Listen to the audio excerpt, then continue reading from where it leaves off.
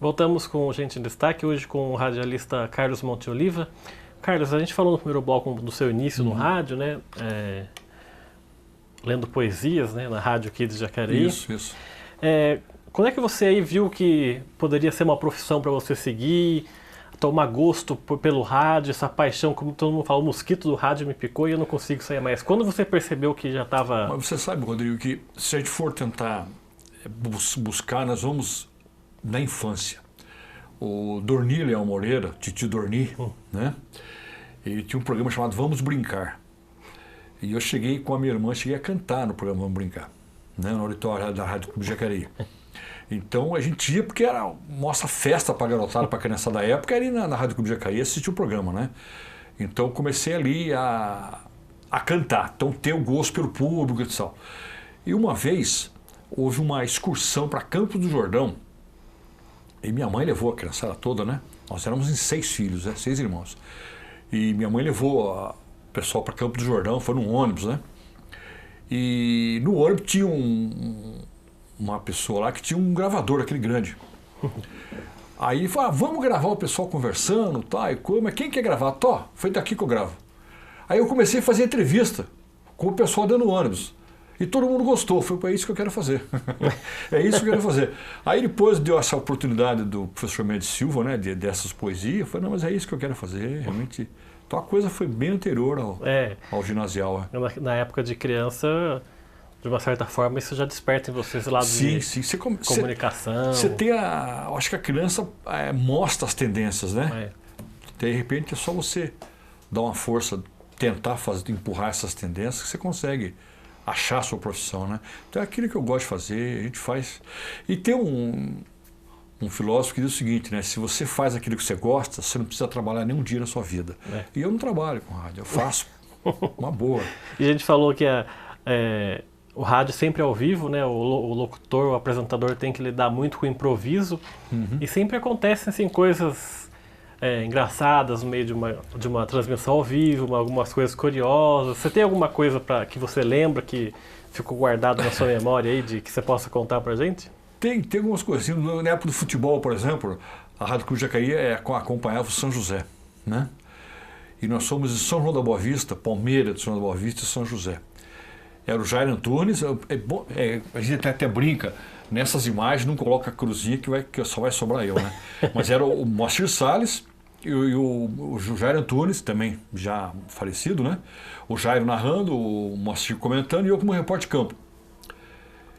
E eu estou entrevistando o Tio Marino, que era o artilheiro do São José, o centroavante do São José. De repente eu senti que sumiu o meu som. Eu continuei falando com ele, um abraço, tal, cortei logo a conversa, o fio tinha sido cortado. Peguei a tesoura, cortaram o fio, fiquei sozinho no campo com o fio, cortaram o fio do microfone. Alguém queria sabotar a rádio? Sim, porque era contra o Palmeiras, era tudo de São José, né?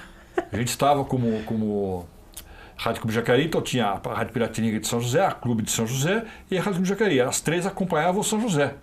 Então alguém de lá, né? Não precisa ser de rádio, não deve ser de rádio, não. Alguém de lá cortou o fio, né? A outra vez nós fomos para... Fugir a cidade agora. Nós fomos voltar um outro ponto interessante. Nós estávamos no Parque Antártica, o antigo Parque Antártica. Ia transmitir São José e Taubaté. E eu estava numa situação assim, eu pessoalmente, numa situação bastante incômoda, porque o Wagner, o Gão, chamado de Gão, né? O Wagner, que era goleiro do Taubaté, meu amigo de infância. E nós jogamos no Amador de Elvira juntos, né? Eu e ele.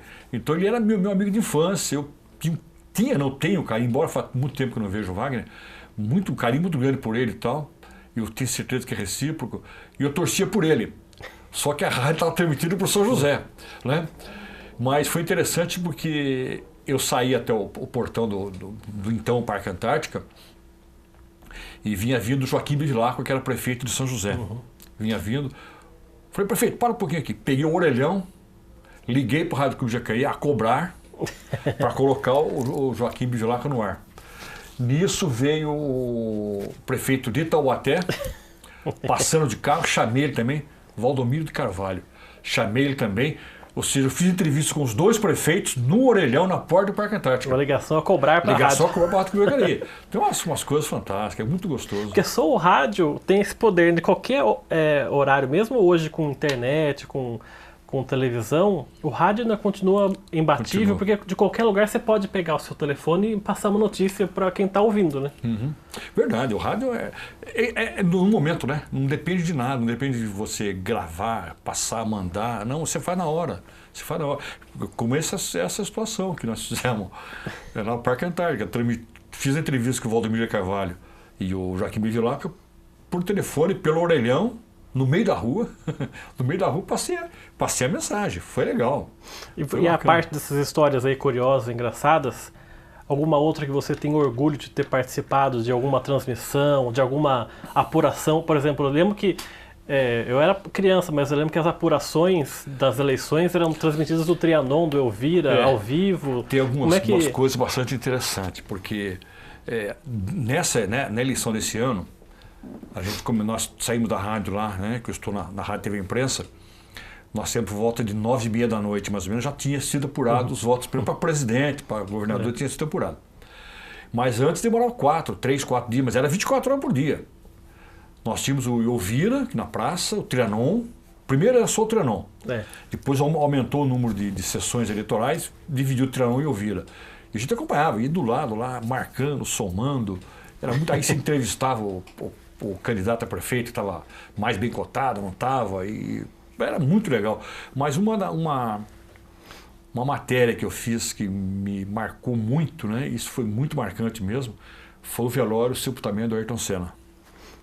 Eu estava na Rádio Vale, São José dos Campos, e a única rádio do interior do Brasil que esteve presente foi a nossa. Então nós tivemos durante o velório inteirinho uma Assembleia Legislativa, acompanhando todo o velório, conversando entrevistando as personalidades que estavam ali, e acompanhamos o sepultamento, também fazendo dessa forma. Ali a gente puxou linha, né? Puxava linha, né? Na Assembleia foi pedido uma linha telefônica, que é como na época transmitia, e foi até o Salão Nobre a linha, e a gente transmitia com a maletinha de lá, né? Depois a gente parava no orelhão e passava a mensagem para cá durante o trajeto do velório. Então isso marcou bastante o velório do Ayrton Senna. Uma multidão de gente, né? Sim, sim. E você nessa época também, você falou das apurações, né? A parte política também na cidade acaba influenciando. Sempre quando tem uma cidadezinha do interior, quando tem, por exemplo, uma eleição para prefeito, para vereador, aí a rádio também antigamente, eu creio, né? Antigamente pipocava de entrevista, de polêmica, e vai entrevistar entrevista outro. A legislação agora tolhe uma opção de coisa, né? É muito fechado hoje. Antigamente era mais à vontade, mas fazia as entrevistas, acompanhava. Tem uma eleição aqui em Jacareí, não me lembro nem a data, mas Toninho Nunes e Malak Assad, os dois já morreram, só falo com pessoa, não é porque está perto dos finados não, mas o Malak Assad e o Antônio Nunes de Moraes Júnior, Toninho Nunes. E eu me lembro que à época o Toninho Nunes estava indo realmente, em Jacareí ele ia, usando a expressão hoje, nadando de braçada. Aí ele cometeu um erro capital, né? Foi criada uma situação em que pegaram uma pessoa, essa pessoa estava armado, né?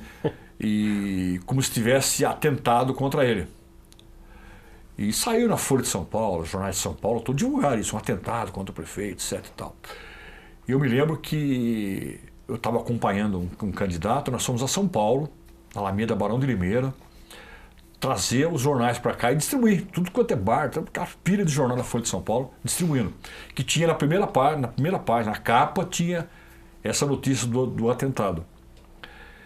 E quando foi na madrugada, de 14 para 15 de novembro, que a eleição era em 15 de novembro, nós tínhamos as sessões eleitorais, Carlos Porto, o Lamartine de Lamare, na época era o Centro de Saúde, né? Hoje está fechado ali na esquina dos Quatro Cantos ali. Era 3 ou 4, tinha o Silva Prado, não me lembro se o Silva Prado tinha ainda, só sei que eram umas 3 ou 4 sessões só. Na madrugada, forraram essa ponta, essa rua, Sabe quanto custou a notícia do falso atentado? Tantos mil cruzeiros. Sabe quem vai pagar? É você com o imposto. Não deu outra. O Mara que ganhou deixou o Tony Nunes para trás mesmo, né? Nessa. Então são fatos, né, que acontecem na Jacareí e a rádio sempre acompanhando. Sempre acompanhando, divulgando.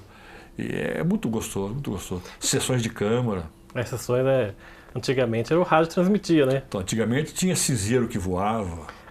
Tinteiro que voava. Tinha umas coisas interessantes. Eu fiz uma matéria recentemente sobre os 70 anos da Câmara, né? E quem contou essa história do tinteiro foi o Luiz Máximo, né? Que conta essa história que foi o José Cristóvão Arouca que atirou o cinzeiro nele. O Arocão.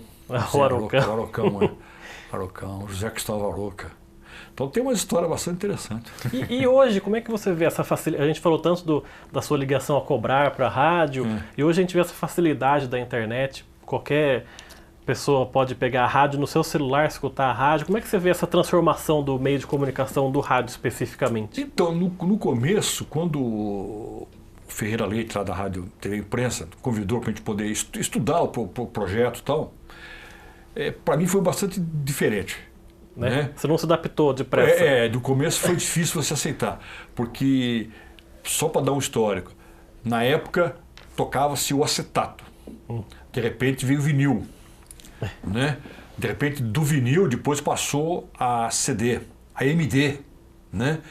Então o MD pequenininho, muito tempo de música, e depois o CD, aí veio o computador. Então essa tecnologia avançando muito rápido.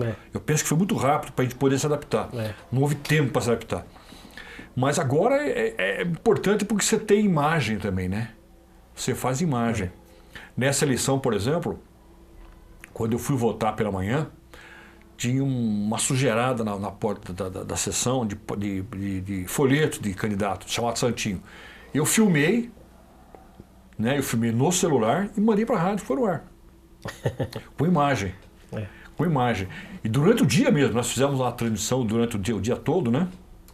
Sempre tinha algum companheiro que estava em determinada sessão eleitoral, acontecia alguma coisa, filmava e mandava para a gente. Põe no ar na hora, põe no ar. Não tem nada que editar, é coisa bem rápida. E eu achei esse avanço fantástico. Não sei até onde vai parar. De repente a coisa vai... Hoje cada emissora de rádio, quando vai transmitir seu programa, seja qual emissora for, até as mais famosas, tem a sua câmera transmitindo ao vivo pela rede social. Tem todos eles aí estão fazendo isso. O ouvinte pode conhecer quem é que está falando ali do outro lado, né?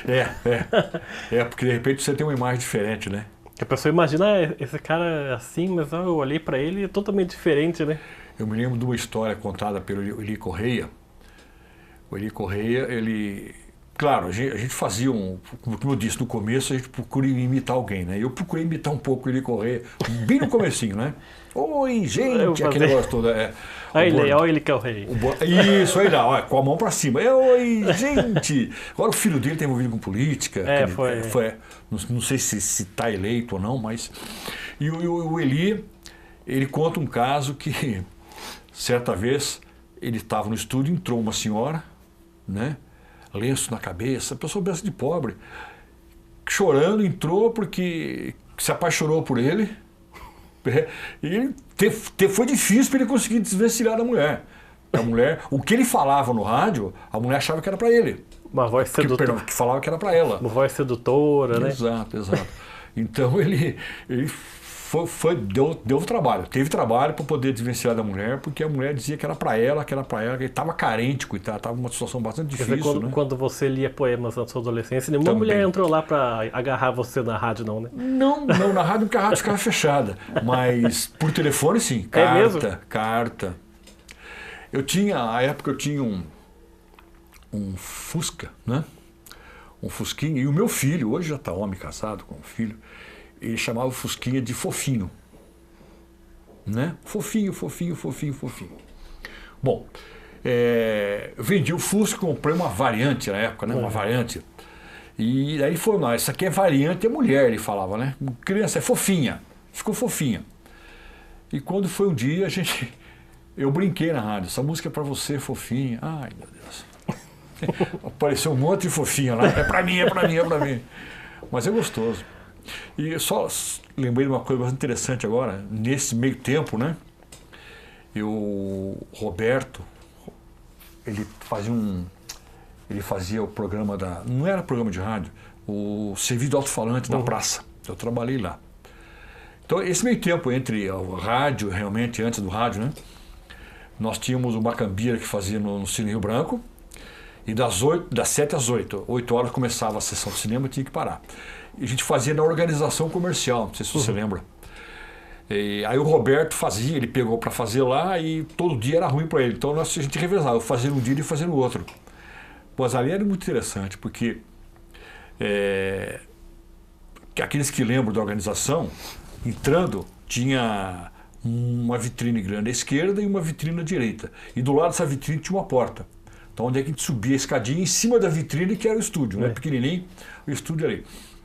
E para ventilar o estúdio foi tirado um vidro, chamado bandeira das portas, tem que falar de bandeira, tiraram um vidro. E nesse vidro você olhava a rua. Só que o pessoal da rua não te via, né? E aí tinha aquele fute na praça, etc. Era muito gostoso. Aí você chegava, a gente brincava, olha você de camisa vermelha, oferecendo para a menina, de blusa cor-de-rosa, sabe? Você fica olhando para cima, procurando. Como é que me viram aqui? E a gente brincava muito com isso, era muito gostoso. Muito Tá certo, a gente vai então fazer mais um intervalo. Daqui a pouco tem o terceiro e último bloco do Gente em Destaque, que volta já.